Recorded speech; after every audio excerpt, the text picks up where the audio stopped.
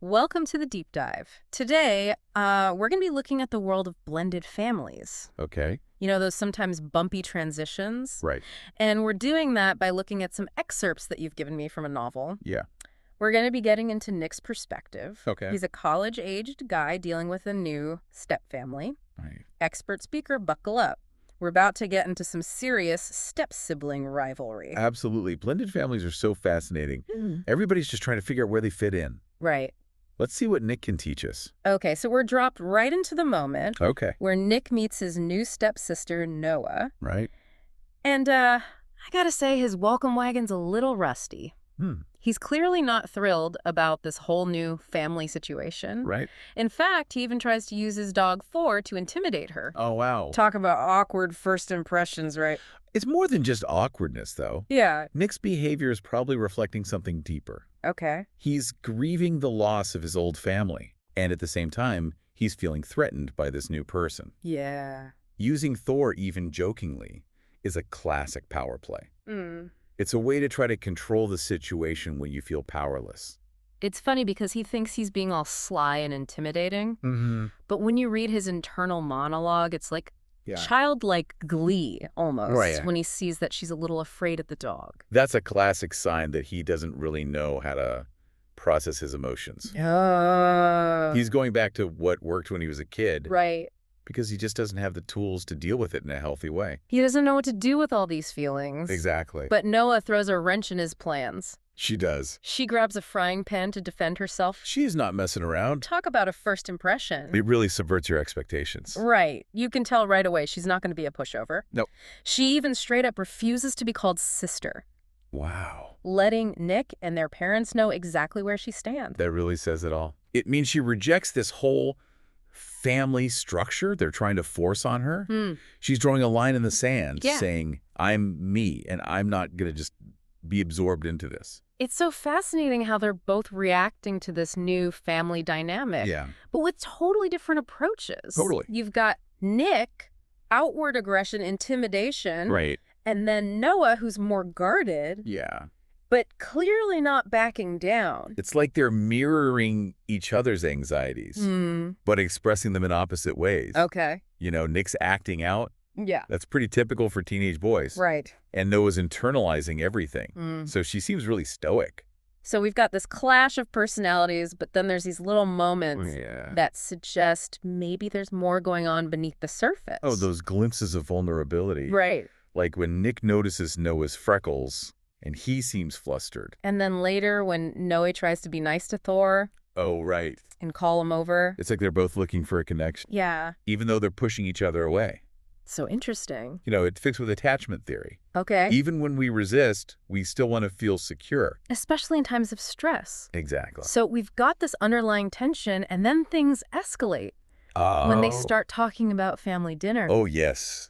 The dreaded family dinner, Right. bringing all those tensions to the surface. Nick's already planning his escape. Oh, really? He tells his dad he'll be there, but he's going to ditch dinner for a party. That's classic teenage rebellion. Yeah.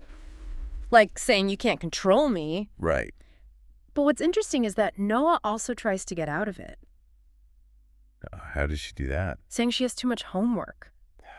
Sneaky. It's like they're both vying for control, but going about it in different ways. Makes sense. Nick's overt and rebellious, and Noah's more subtle. They both just want some autonomy. Yeah. You know, they're both dealing with the loss of control, Right. being asked to fit into this new family, and it threatens who they are. It's like they're both clinging to their old lives, Yeah. who they were before this new family, And dinner represents that forced togetherness. that they're both resisting. Exactly. It's not just about the food. No. It's about being a family, Which is super threatening to them right now. for sure. So how do the parents react to this? Well, I'm dying to know. To this attempt to ditch family dinner? Yeah. Well, Nick's dad shuts them both down, Oh, no. makes it clear that attendance is not optional, Oh, which totally messes up Nick's plans, poor Nick.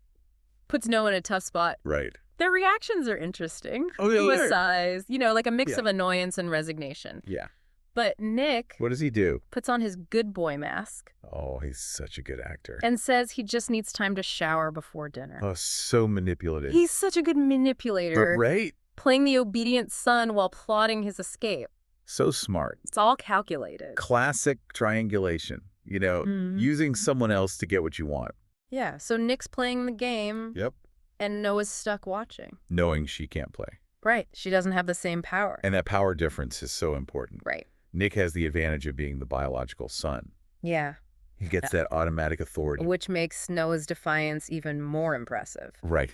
And she stood up to them and said, don't call me sister. Absolutely. She may not have the same power. Nope. But she's still fighting for herself. You gotta love that. It's really inspiring. It is. So we've got Mick, the charming manipulator. Yeah.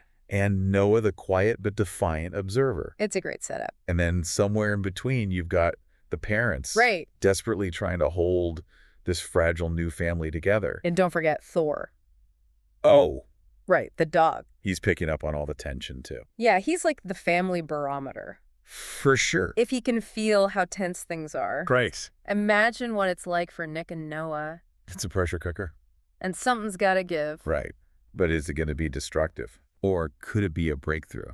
That's the question. Yeah. I guess we'll have to wait and see what happens at that fateful family dinner. Stay tuned. It's going to be good. I can't wait. Me neither.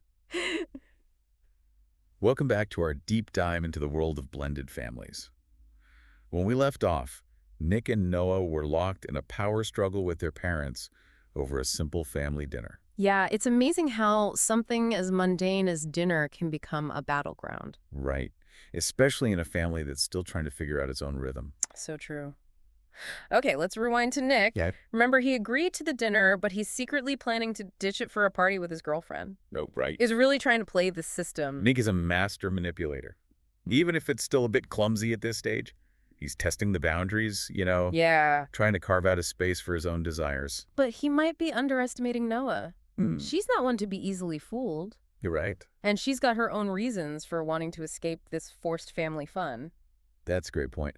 Yeah. We often focus on Nick's outward rebellion. Yeah. But Noah's quiet observation is just as important. Right. She's absorbing everything, processing the dynamics, figuring out her own strategies. It's like they're both playing this high-stakes game of chess, but with different styles. I like that analogy. Nick's all about bold moves, calculated risks. Makes sense. While Noah's more strategic, waiting for the right moment to make her move. And that's where the parents come in. Right. They're the unwitting players in this game. Yeah. Trying to create some harmony Uh-huh. while being manipulated by their own kids. It's a classic example of the challenges of blended families. Absolutely. Trying to establish authority and unity Right. while navigating all these complex emotions. Talk about a recipe for disaster. It's like they're all speaking different languages. Oh, how so? The parents are speaking the language of family unity. Okay. Nick's speaking the language of rebellion. Yeah. And Noah's speaking the language of silent observation and strategic withdrawal. No wonder there's so much tension. It's a communication breakdown waiting to happen. Exactly. And until they can bridge that gap, Yeah.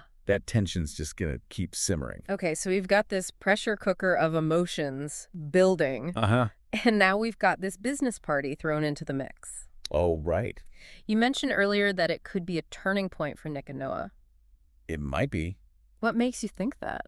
Well, for starters, it gets them out of the house. True. They'll be in a new environment, surrounded by different people. It's like they're being forced to interact on a different playing field. Exactly. And remember, they're both looking for a sense of belonging. Right. A place where they feel seen. Where they fit in. Yeah. They both want to escape this new family identity. So you're thinking that this business party could be a place where they find that connection. Maybe. Not with their families, but with each other. It's definitely a possibility. Wow. Away from their parents, Yeah. they might find some shared experiences or common interests. Or just a mutual understanding of how awkward this whole blended family thing is. That's what I'm thinking. That shared experience could help them build a bridge. That would be a really interesting twist. Right. It would subvert that traditional blended family narrative. Where the parents orchestrate the unity. Right. It would be the step-siblings finding common ground on their own. And that kind of connection Yeah. forged outside the family. Might be even stronger. Because it's genuine. Exactly. It's not forced. Okay, I'm really intrigued by this possibility now. Me too. It adds a whole new layer to their relationship. It highlights how important it is to let those relationships develop organically. Right. Because forcing connection can really backfire. You get more resistance and resentment. Yeah. But when you give people space to connect, That's when the magic happens. I love that. So this business party could be the catalyst. It could be. Or a shift in their dynamic. From adversaries to allies. Maybe even friends. It's possible. Yeah. And it would really show the resilience of the human spirit. Our ability to find connection in the most unexpected places. Exactly. Speaking of unexpected connections, I keep thinking about that moment when Noah tries to call Thor over. Oh, yeah. It was such a small gesture. But it felt important. Like a crack in her tough exterior. It showed a deeper empathy than she lets on. Right.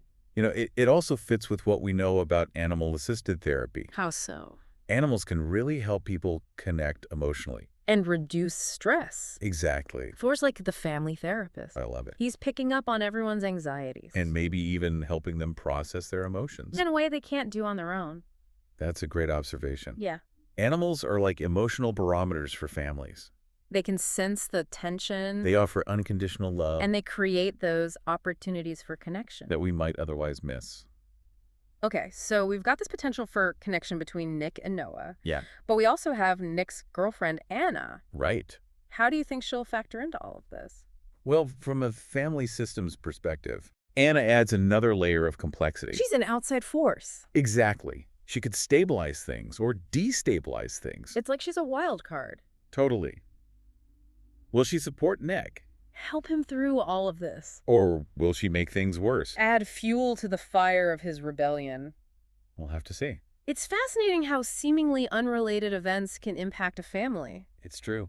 Everything's interconnected. It's a web of relationships. Each one influencing the others. It's what makes family dynamics so interesting. Absolutely. As we're talking about all these relationships, I keep thinking about the long-term impact on Nick and Noah. What do you mean? How will this blended family experience shape them in the long run? That's a great question, and one that researchers have been studying for a long time. What have they found? Well, it can impact everything. Like what? Their attachment styles, Mm-hmm. their social skills, even their future relationships. So how they deal with all of this now could have consequences for years to come. Exactly. Adolescence is a crucial time for identity formation. Our experiences now shape who we become. Which makes it even more important for parents to be mindful of the dynamics in blended families. Absolutely. They need to be sensitive to each child's needs. Encourage open communication. And make sure everyone feels safe to express themselves. It's not about erasing the differences or pretending everything's perfect. It's about acknowledging the challenges. Validating everyone's feelings. And working together to create a new family story. That honors everyone's experiences. Exactly. It's about building a bridge between two worlds. Recognizing the past. And embracing the possibility of a shared future. And maybe, just maybe, that bridge will be built by Nick and Noah. That would be amazing. It would be a testament to the power of human connection. To overcome even the most challenging circumstances. I can't wait to see how it all plays out. Me neither. This deep dive is full of surprises. I have a feeling we're in for an unforgettable ride. I think so too. Welcome back to the deep dive. We're wrapping up our look at blended families and all the complicated relationships that come with them. It's almost time for that business party we've been talking about. Are you ready for some fireworks, expert speaker?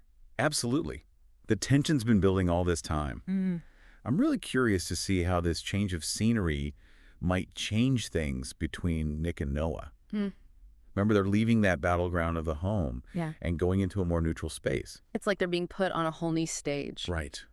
Where the old rules don't apply anymore. Exactly. And that's what makes it so interesting. Social context has a huge impact on how we act.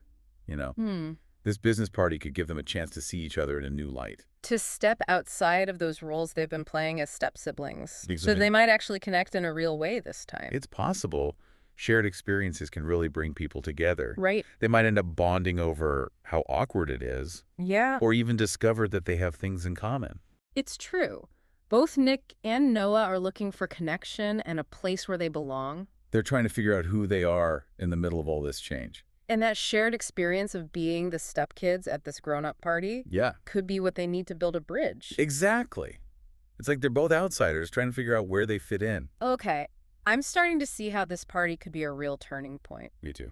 But let's not forget about Nick's girlfriend, Anna. Oh, right. How do you think she'll affect things? Well, from a family systems point of view, Anna adds another layer of complexity. She's like an outsider coming into an already fragile situation. It's like adding a new ingredient to a recipe. Right. It could make it better. Or ruin it completely. Her presence could either help or hurt the relationship between Nick and Noah. Exactly. She might be a support system for Nick. you know? Someone to help him navigate this new family. Or she could make his rebellious side even worse. It's crazy how one small thing can have such a ripple effect on a family. It's true. Yeah. Everything is connected. It's all these relationships pushing and pulling on each other. That's what makes studying family dynamics so fascinating. It really is. And as we talk about these relationships, I can't help but wonder about the long-term impact on Nick and Noah. What do you mean? How will this experience of being in a blended family affect them down the road? It's such an important question. It's something that researchers have been looking at for decades. What have they found? Well, it turns out that it can have a big impact. On what? On everything, from how they form attachments to their social skills to how they handle relationships in the future. So how they deal with this now could have consequences for years to come. Absolutely. Adolescence is a key time for figuring out who you are. Right. The things we go through now shape who we become. It makes you realize how important it is for parents to be really careful about the dynamics in blended families. It's crucial to be sensitive to each child's needs. Encourage open communication. And create a space where everyone feels safe to express themselves. It's not about pretending that everything is perfect or ignoring the differences. Right. It's about acknowledging the challenges. Validating everyone's feelings. And working together to create a new story for the family. One that honors everyone's experiences. It's about building a bridge between these two worlds. Yeah. Acknowledging the past and embracing the potential for a shared future. And maybe, just maybe, Nick and Noah will be the ones to build that bridge. Wouldn't that be something? It would be a testament to how powerful human connection can be. To overcome even the toughest situations. Well, as we wrap up our deep dive into blended families, I'm left with a sense of hope. Me too. Even though blended families face so many unique challenges, It's true. they also have this amazing potential for growth. And transformation. So to all our listeners out there, as you continue to learn about and experience blended families, remember, embrace the messiness. Celebrate the differences. And have faith in the power of human connection to create something beautiful and new.